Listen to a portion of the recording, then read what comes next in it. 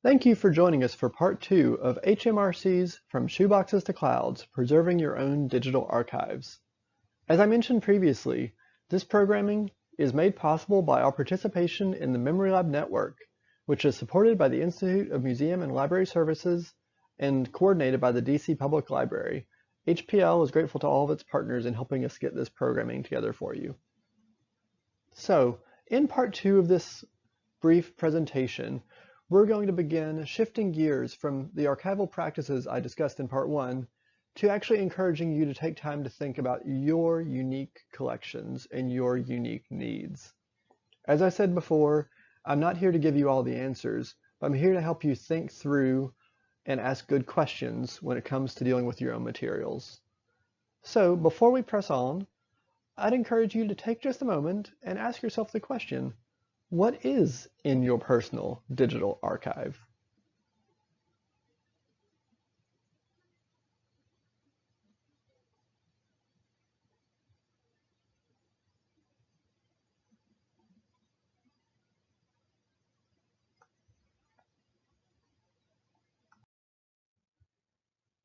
Now that you've hopefully had some opportunity to begin thinking about the materials you'll be dealing with, we'll move into an exercise. We'll be asking 3 questions right now, and we have a 4th one we'll think about later on in this presentation. So here we go. Let's begin thinking about what storage media you have, where the stuff actually is, whether physically or digitally, and what important stuff are we actually dealing with here. That'll be the next exercise we do. Later on, we'll have a chance to discuss the steps you need to take to make these things findable and usable, both for yourself and for anyone else who might be interested.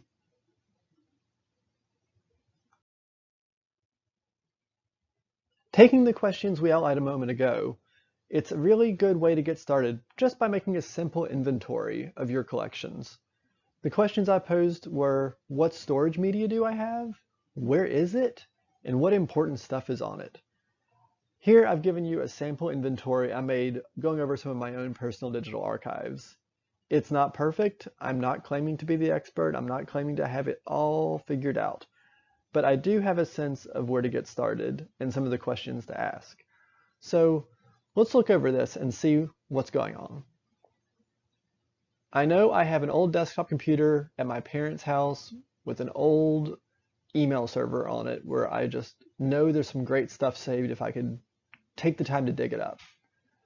I know I've got an old laptop in my closet with really nothing of value. I know I transferred everything off there. I can pretty much ignore it now. I've got my current laptop, which is sitting on the dining room table with all sorts of papers, photographs, financial documents, etc. And on down the list. You'll see I've got some things in cloud storage. Note that I'm not advocating for any particular product. These are just my examples. And I have things sitting in other formats that aren't quite as accessible, like some old VHS tapes from my parents' house, old home movies from childhood. I have DVDs, I have floppy disks, I have CDs, I have cassette tapes, and so on and so forth. The other thing, as I think about all this stuff, it's scattered around, right? It's at my parents' house, it's in my house, I've got my phone on me at all times, of course, and there's a few different places. You know, in Houston, we have to think about, okay, well, what if it floods? Maybe that external hard drive needs to be in a special place. And then we have the question, what important stuff is there? I frankly know, looking over my list, photographs, that there's a lot of duplicates here. That's sort of my vice when it comes to managing personal digital archives. I'm good at knowing where things are. I'm good at backing things up. I'm not so good at deleting things. I'm not so good at getting rid of that redundancy. Maybe you're like me, or maybe you have your own struggles with this. But I do know that a lot of these media are going to be duplicates. So that's one thing for me to think about as I work on mine.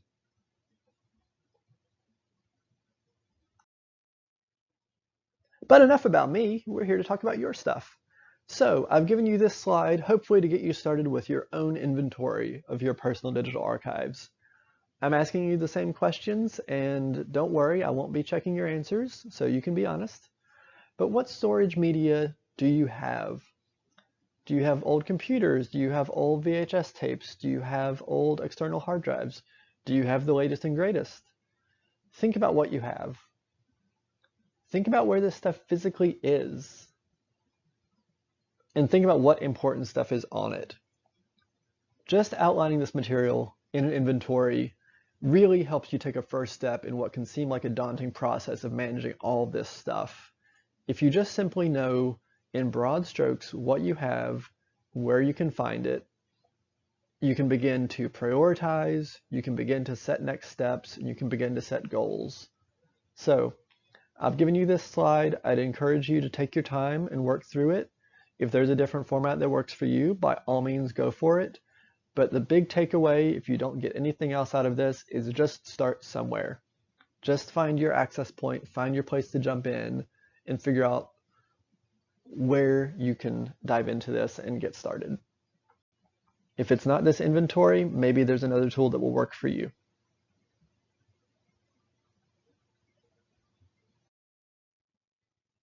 At this point, hopefully you're beginning to get some sense of exactly what it is you'll be wrestling with, exactly what the scope of this is going to be, exactly what your priorities might be.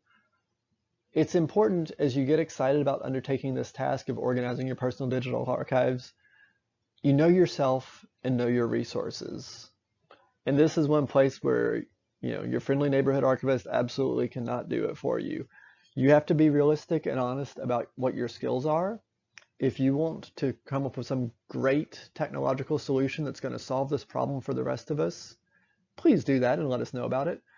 But if you need a low-tech solution, that's okay too. And be honest about that with yourself. Don't get in over your head trying to solve this problem in a way that's outside of your comfort zone.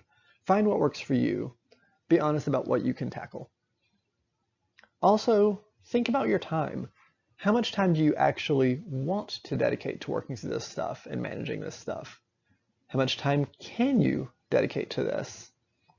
It's important to have a sense of that as you undertake this because it'll help you set your scope, your priorities, your ambitions, and can avoid, that never-ending project syndrome. If you get a sense of, okay, I have X amount of time, maybe you just decide to do the most important stuff. Maybe you just decide to do the oldest stuff. You can start to ask yourself some questions and make some decisions when you know these things. And finally, think about your resources. Are you someone who's going to spend, X amount of dollars on a huge amount of cloud storage? Are you someone who's going to set up your own personal server in your house so you can manage it all? Are you someone who just needs something that works? What are you willing to commit in terms of finances, in terms of space, in terms of whatever resources you might need to put into something?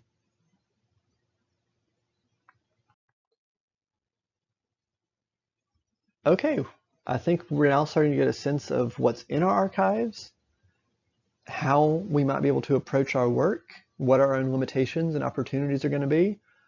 So a really important step at this point is to start to prioritize. Even when you've got a few things under your belt, a few things accomplished, it can still be daunting to think about the huge amount of stuff we're talking about here and the scale of it. So where do you start once you're ready to start? Well, there's a few different ways you could set your priorities. No one is better than any other, but there's lots of good ways to think about it. You could ask yourself, what's most at risk? This is something we might do in the archive if we find things that are deteriorating. Old films that are starting to smell like vinegar, okay, let's see if we can get those digitized as soon as possible.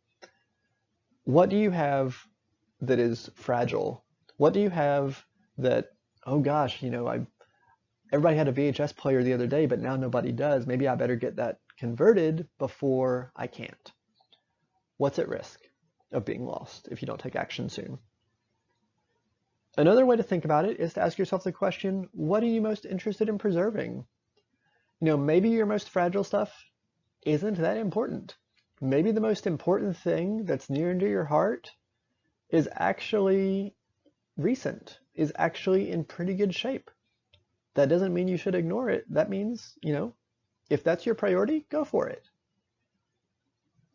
What is your skill and interest level? We talked about this a bit before, but what are you able to do? What's realistic? What is, whether it's technology or whether it is, just simply the amount of interest you have and the amount of time you want to spend on this. Be honest with yourself about that. And what are your available tools? Do you have, everything in the GWiz toolkit for technology? Do you have people who can help you? Do you have just a shoestring budget? There's lots of different options and lots of different software and lots of different support and lots of different opportunities, but you have to think about what's going to work for you. Another way to think about this is, hey, I've got a box of VHS tapes. I've got a VCR. Let's do that. Or, I don't have anything to convert my old tapes, but, my phone takes pretty good pictures. I don't have a scanner, but I can just start, making digital copies of old pictures and then start backing those up. And there we go, instant scanning. As we conclude this section, thinking about your own collections and some of the questions you can pose as you make your decisions, I wanted to share this tiered approach that comes from Gabriella Redwine's Personal Digital Archiving. She has great recommendations that sort of break things up into quick wins, more effort, and maximum effort.